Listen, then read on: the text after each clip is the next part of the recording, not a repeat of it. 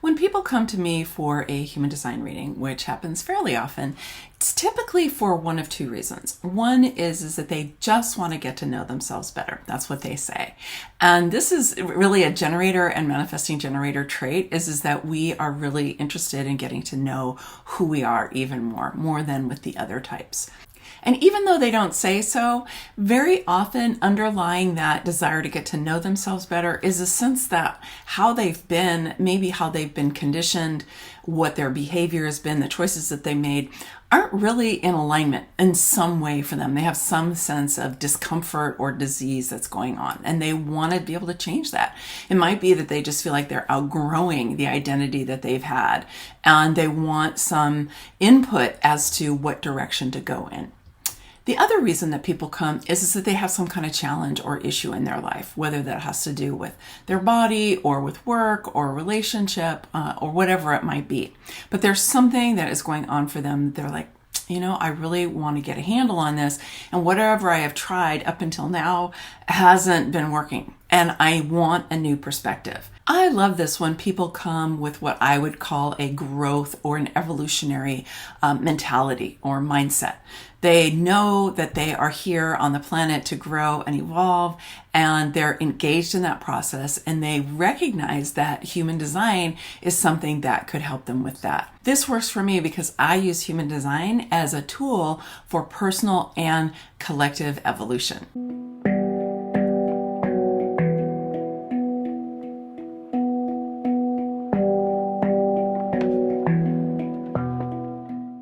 Facing, and we have been facing, some really big challenges individually and collectively.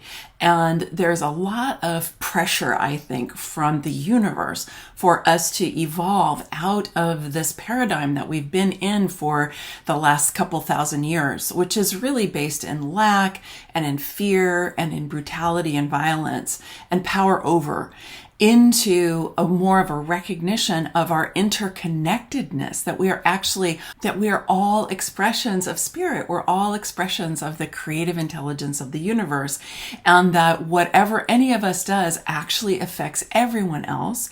And when we start to have this understanding and we come out of this fear-based way of living, and we come more into our hearts, we come more into a state of love and of coherence with our planet and with our higher being. When we're coming from that place, we no longer see each other as enemies. We no longer have really negative competition. We no longer have the kinds of conflicts and wars that we've had. And we can no longer treat the other life on the planet and the planet itself the way that we have been. It's a true paradigm shift, and human design really helps us to do this. I believe, and I have seen, that human design can help us to create solutions for us personally, with our families, with our tribes, and ultimately with our world. And that's what I want to talk to you about today. My body of work with the 8 pillars of feminine sovereignty helps provide a map and a guide to be able to move from this old paradigm more into this new paradigm, which is actually an ancient one. As I have gone deeper and deeper in my yoga learning, I have discovered that so much of what we're talking about now about this new paradigm is actually really ancient. But of course, when we bring something that's ancient, this ancient wisdom tradition, into today's world, we have to make it relevant for us today. That work in feminine sovereignty is based in human design. It's based in the ancient wisdom tradition of yoga, and also in what I learned from decades of experience working with clients and students in the personal and spiritual growth realm. Let's get into how human design, it can be a tool for you in your evolutionary process. First of all, let's acknowledge that human design, by its very nature, is countercultural. Human design has a variety of different principles and premises that really run against what I was just talking about the old paradigm. So let me give you a few examples. I don't know what your experience was like, but I know for me and for many people that I know, and even for much younger clients that I have now, the programming was very much about, get an education, get a good job, and create a family, get married if you can, and create a family, buy a house, and build your financial stability and your financial wealth and save for retirement, right? That whole arc of what a life cycle is supposed to be about. And I don't know if it was ever really true for very many people. I mean, it was true for my parents actually, but I think it might have been only true mostly for their generation. Right now, that whole narrative is not that appealing to a lot of people, and it's not even attainable if it was appealing. And human design leads us away from a cultural narrative like that that's based in the notion of progress, right? Which is also based in the exploitation of the planet and of people on the planet, the animals and all of that, right? It suggests that there is a different way to really be thinking about who we are and what we can do here in the Earth School. So the first piece is type, strategy, and authority, which are the fundamental groundwork of human design. If you only walk away from human design, understanding your type, your strategy, and your authority, and living by them, you will have gotten a huge amount from what the system can provide you with. But the first thing I want to say is only 8% of the population who are manifestors are designed to initiate. Everybody else is designed to do something else. 70% of us who are generators and manifesting generators are designed to respond. Now, manifesting generators do have initiatory energy, but they still should do it by tapping in and responding to what's showing up in their outer reality. Pure generators like myself really need to live that way. It doesn't mean we can't ever initiate anything, but we're doing it in response to something that's happening in our lives. Another 20% of us who are projectors are designed to be invited in to participate. And projectors are incredible in terms of helping to manage and direct generators. But they need to be invited to do that. They need to be recognized as an authority. They need to be seen for that. But they're not the type of person that's going out there and tooting their own horn, which is the way that a lot of us were trained to be, that we have to be super visible. We have to be talking about our superpowers. We have to be tooting our own horns and so on. A lot of us are kind of uncomfortable with that anyway. And as it turns out, most of us are not designed to be engaging in life with that way. So there's this big disconnect between the programming that we get. I know for me, I grew up with this idea that, whatever I wanted to have happen in my life, if it's to be, it's up to me. And I believed that I was designed to initiate. I'm an Aries sun. And so I lived a lot of my life from that place. And it was great for accomplishment to a certain degree, but it also led to several cycles of burnout. So knowing your strategy according to human design is very countercultural. And for me, that was my biggest wake-up call, was learning how to respond and not initiating so much. Completely changed my life just learning how to do that. And then when I learned about my sacral authority, everybody has an authority and it's different. Sometimes it's based in your type, sometimes it's based in other configurations, but everybody has an authority.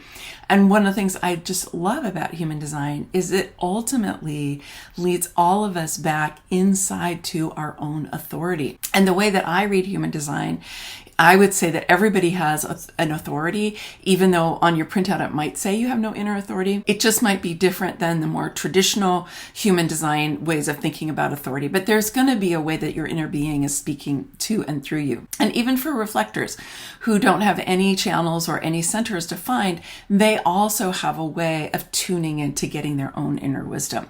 So rather than looking outside for authorities to tell us what to do, we go inside for guidance as far as our decision making. Those are both super countercultural, right?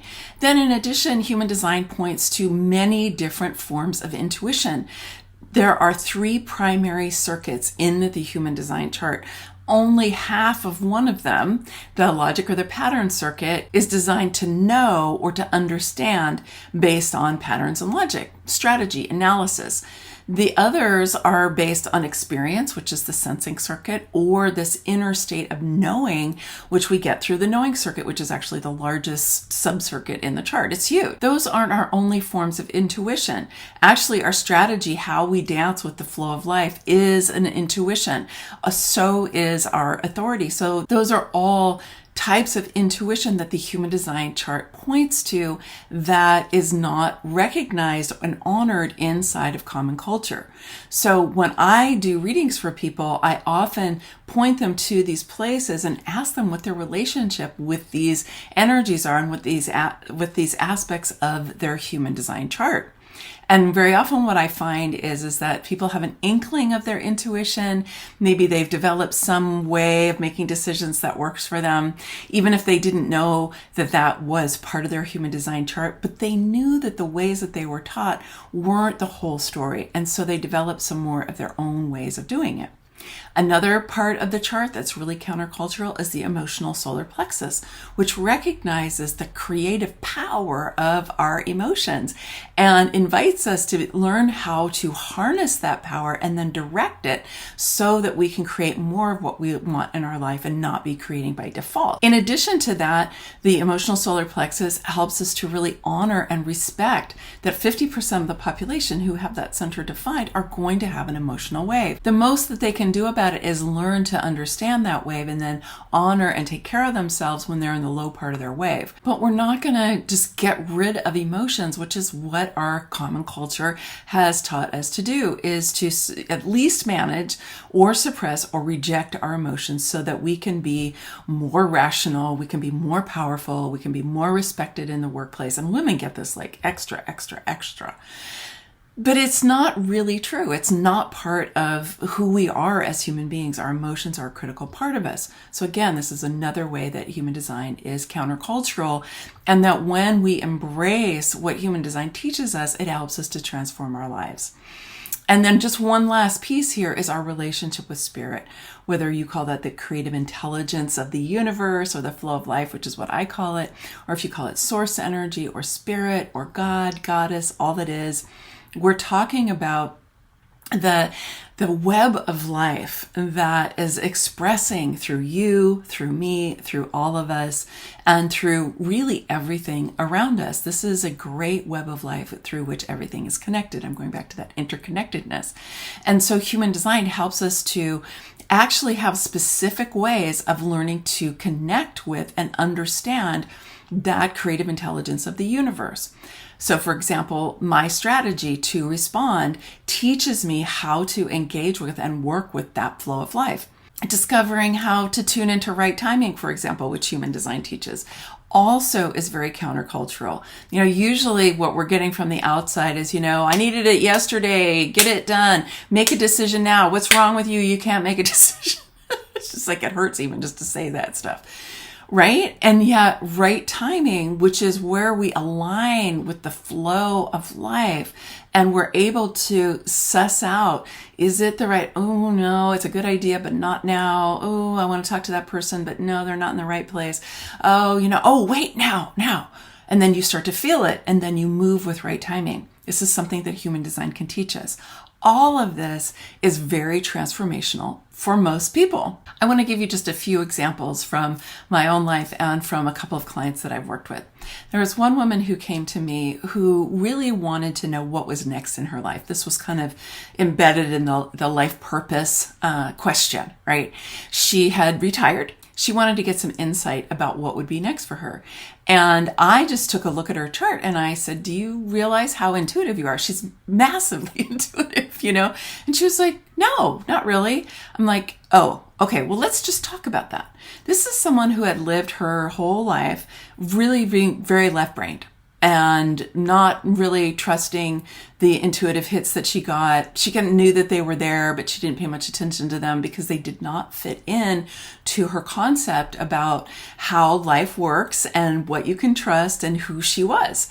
And I showed her in her chart all of the different markers for intuition for her. She did an enormous amount of the knowing circuit.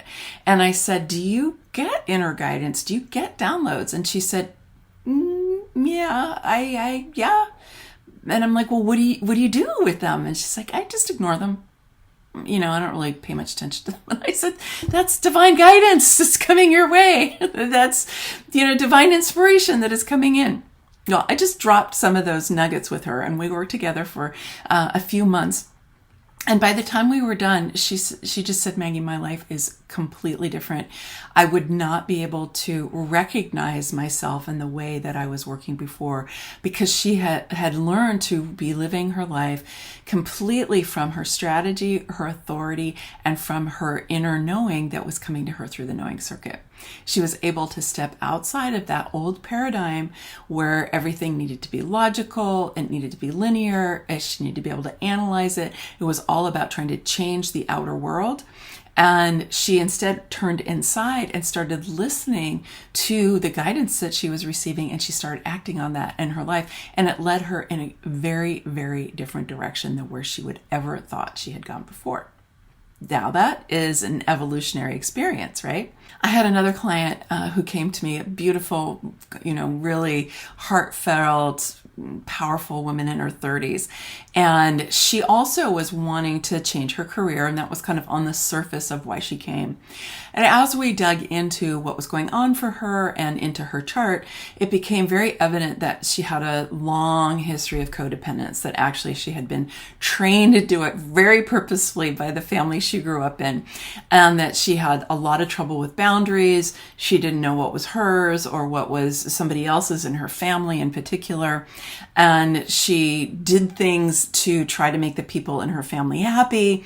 She came from a very kind of tribal energy, and she was kind of done with it. Like, she had realized, oh my gosh, I created the career that I'm in now because it's what my dad wanted me to do.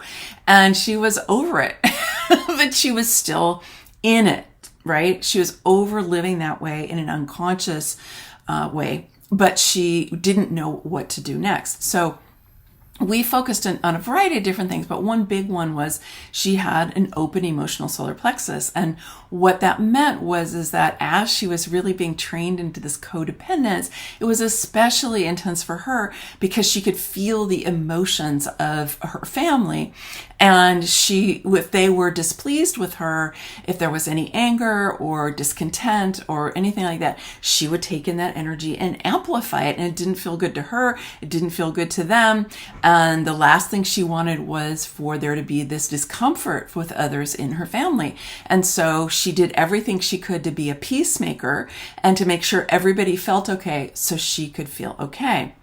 And in our work together, we were able to start parceling out, what belonged to people in her family and what belonged to her. And she was able to discern what were other people's projections onto her. She was able to discern what were other people's projections onto her, wanting her to act and be a certain way. And also what were her projections onto them, expecting them to act a certain way and be a certain way. And so she was really able to untangle that and create her life anew with a lot more clear boundaries, not boundaries like big walls or armor, but just a clear sense of, this is me. This is what matters to me. These are my values. This is what I want to operate from.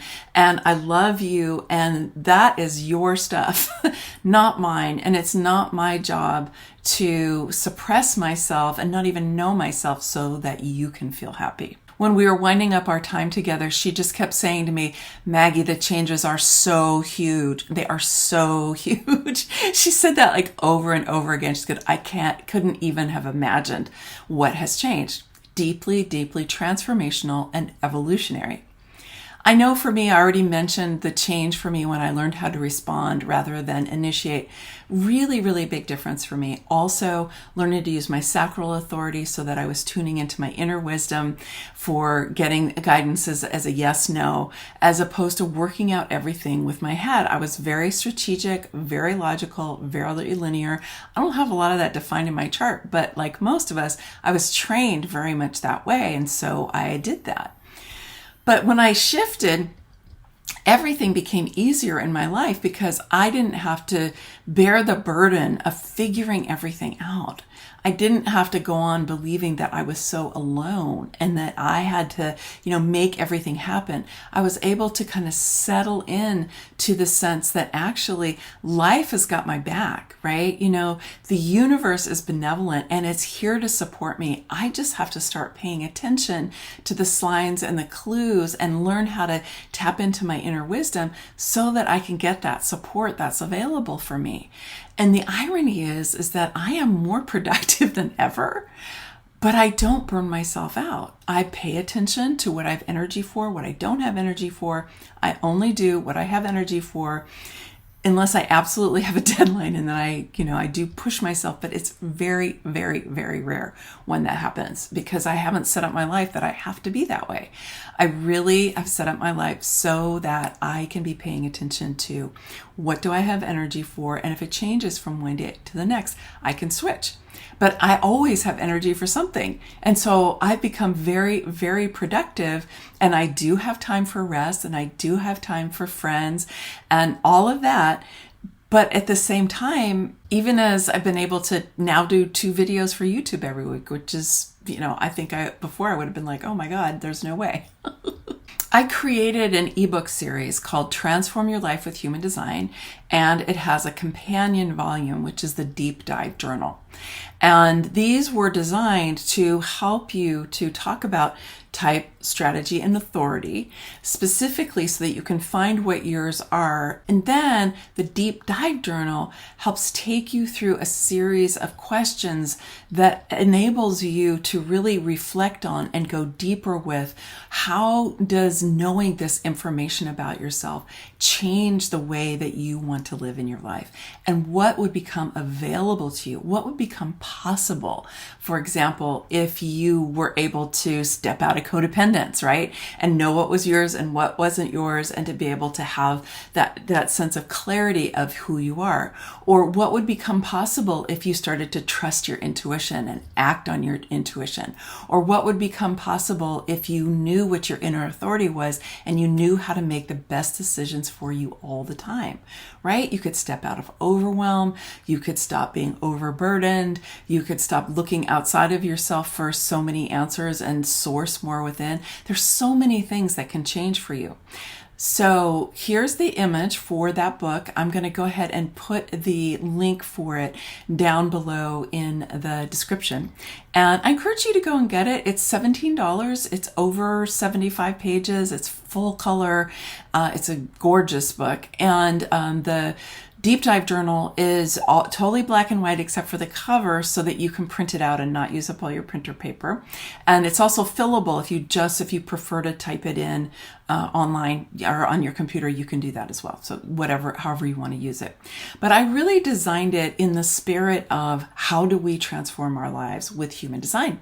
And it's going to take you through those fundamentals. It's also going to talk about the incarnation cross and more in depth about openness and definition and hanging gates and electromagnetics, and a bunch of different stuff. So I encourage you to go check it out and see if it's right for you. In addition, I want to go into an aspect of human design that doesn't really get talked about enough, and I also have my own take on it. And this is where human design gets very specific and I think is helpful for each of us. And it is that every element in the system, so just in the chart itself, there's over 120 different elements, but then you can add in other aspects of the system and there's a lot, okay? But every element of the system can be experienced and expressed in several different ways. A lot of times we talk about either the higher expression or the lower expression. Oftentimes I also hear people talk about definition that they have in their chart, the parts that are colored in, that they have the higher expression automatically. That's actually not true. I have seen people have really varying relationships to the different energies of the chart. And let's just take in the understanding that whatever aspect it is in our chart, whether it's colored in or whether it's white, we've all been conditioned to experience those energies in particular ways.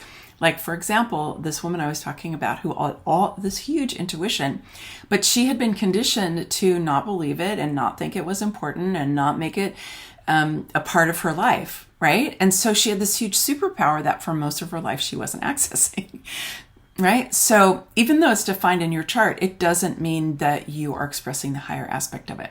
Now, what I've done is really break this into 3 aspects. So it's not just higher and lower. It's the awakened aspect, which is really what you might call the higher expression of it, right? It's the shadow aspect.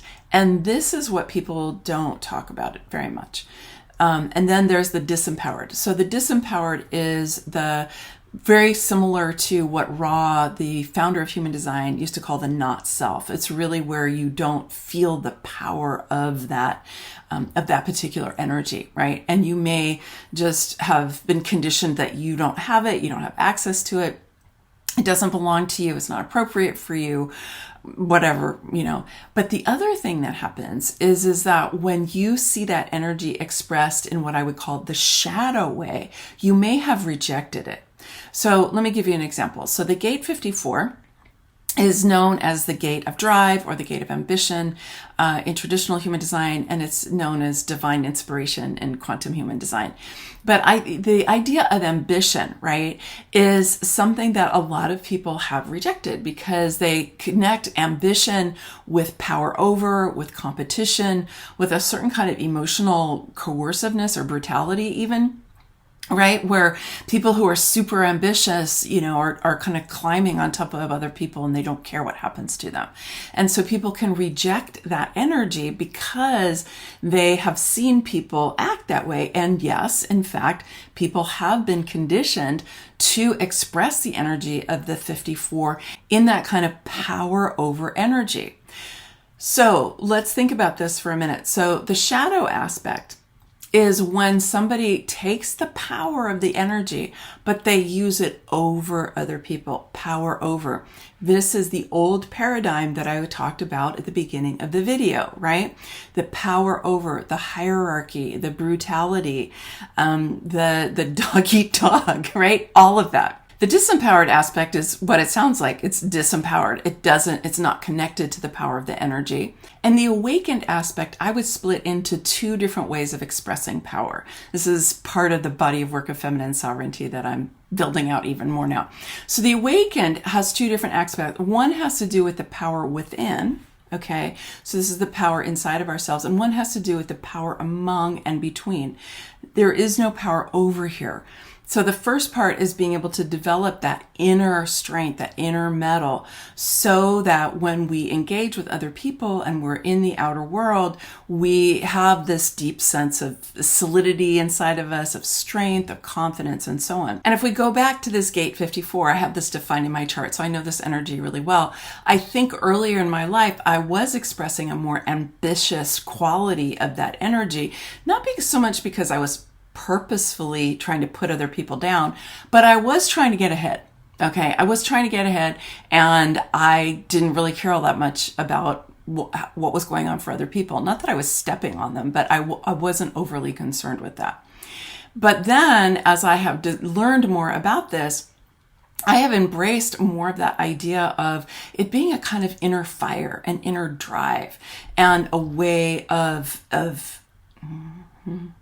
and an energy that motivates me, that keeps me going, that gives me the power to be able to create in my life. And so as I'm using that power to create, using the divine inspiration that comes through that, when I express it out there in the world, it's very much having to do with the power among all of us, or me taking on a leadership role or a powerful role for a time, but then at other times recognizing that other people are going to be in charge, other people are going to have the drive, and I'm going to get to receive from them or be guided by them. So it's not about me always having to be the ambitious one who's on top. It's much more of an exchange and an energy and a power between and among us, recognizing that all of us have power at different times. There are a variety of different ways of thinking about and talking about the soul curriculum that human design provides. But what I just shared with you, that shifting from either the shadow aspect into the awakened aspect, or moving from the disempowered aspect into the awakened aspect, whichever it is, whether it's defined in your chart or whether it's open in your chart, because it relates to both of them, is part of our soul curriculum. And what I recommend for people is to start with what's defined in their chart and then to work with those energies and really dive in and be like, okay, what is that? How am I expressing that energy? So I want to give you 3 different examples and places where you can look in the chart. Let's go back to the emotional solar plexus we were talking about a minute ago.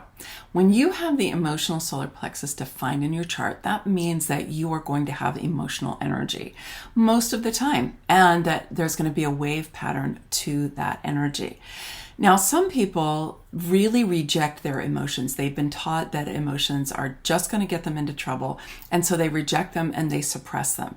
And I would call that a disempowered relationship to your emotional energy, because you're not really receiving the power that's available to you through that, and you're rejecting and suppressing it. Of course, it doesn't really go away, and a lot of times things either crop up at inopportune times or can even create discomfort and disease inside of the body when you suppress that powerful energy like that.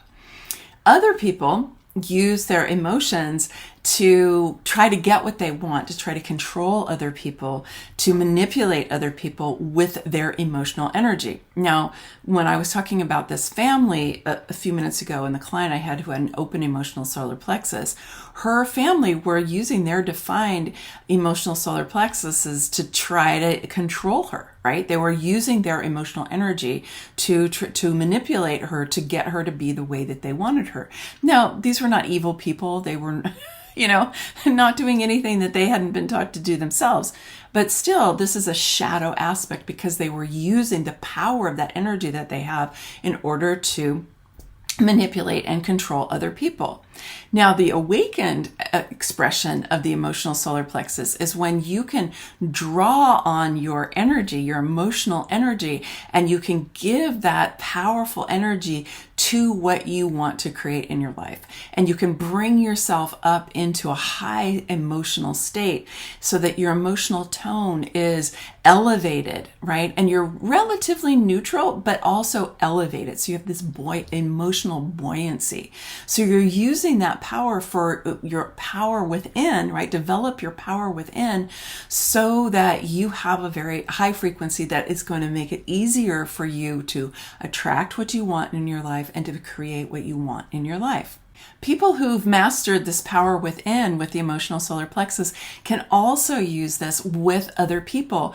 One person who is really uplifted like that can raise the energy of an entire room. You've probably experienced that before. Maybe you've done it. Maybe you've been with other people who can do it. So if you have a defined emotional solar plexus, you want to be looking at how are you expressing that really powerful energy. This is one of the motors in the chart. It's got a lot of energy to it. Then with the gate 10 is on the G center, and it is known as self-love, both in traditional human design and quantum human design. And ironically, it's also known as the blame gate. So this is a great example of these different aspects. So obviously the highest expression, the awakened expression, is going to be a deep sense of self-love. And that's going to be something that you develop that will give you power within, right? When you're loving yourself, you're going to build your power on the inside. It's also going to enable you to be in relationship with other people differently so that you don't feel the need to control or manipulate them. My experience is that most people have been taught that self-love was not okay. I think this is really changing now. We're kind of getting on with the program that we know that self-love is vital to our own well-being, and it also deeply influences how we relate to other people. So I do think it's really changing. But if we look at why it's called the blame gate, okay, so self-judgment is ubiquitous. I mean, I don't know anybody who doesn't judge themselves in one way or another. And when you judge yourself, what are you doing? You're blaming yourself. You're blaming yourself for not being the right size, right? Not being skinny enough, not being smart enough, not being pretty enough, not being ambitious enough, not being whatever, right? Or being too much, right? You're too loud, you're too aggressive, you're too quiet, whatever it is, you're too much or you're too little, right? This is blaming the self, and it's very painful. So one of the things that happens when we do that, and that's very disempowered, right? That's very disempowering when we do that to ourselves. So out of a desire to gain some kind of power, and also to alleviate some of the pain that we feel from that kind of self-judgment, is we can start to blame others. We can push that energy out towards other people and blame them so that we can not feel so much self-blame. And that can be very controlling, right? If we're trying to make other people wrong, we're shaming them, we're blaming them because we don't like the way that we feel, but it can't be our fault. It's got to be theirs, right? That is the shadow aspect, right? So the blaming other people, shaming other people, making other people wrong, that is the shadow aspect of the gate 10. Whereas the self-blaming, right, and the self-criticism is the disempowered aspect. And the self-love is the awakened aspect. I hope you're getting a sense of what I'm talking about in terms of the soul curriculum that human design provides. You can do this with your type, you can do it with your strategy, you can do it with your authority, you can do it with the gates, the channels, the centers, you can do it with your profile. I mean, there's all different ways that you can do this in your chart.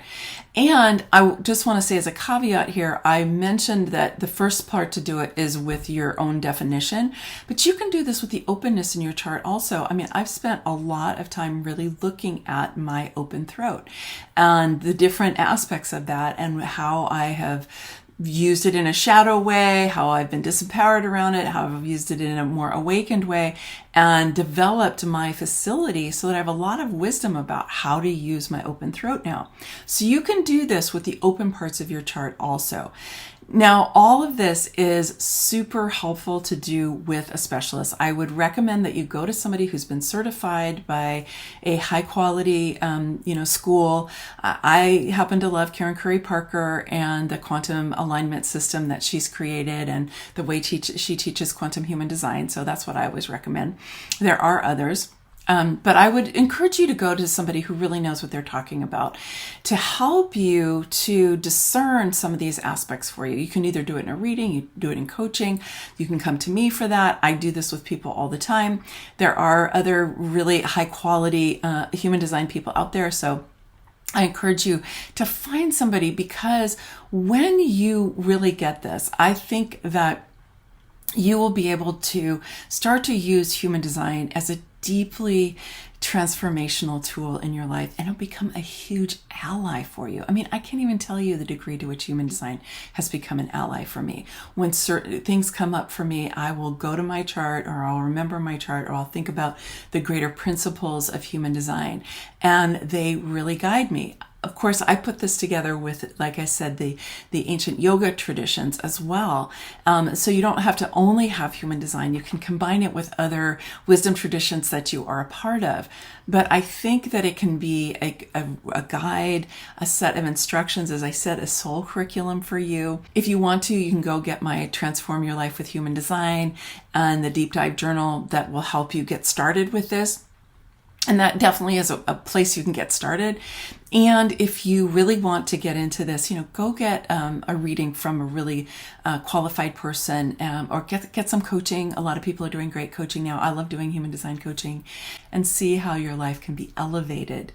And you can move out of overwhelm and struggle and fear and lack and misery, isolation, all of those things, and into a very different state of consciousness that will bring you much more joy, confidence, stability, the resiliency that you need to be able to meet the challenges that we're experiencing individually and collectively, and opening up your intuition so that we can come up with really breakthrough solutions to what we're facing here on planet Earth. Many blessings, much love.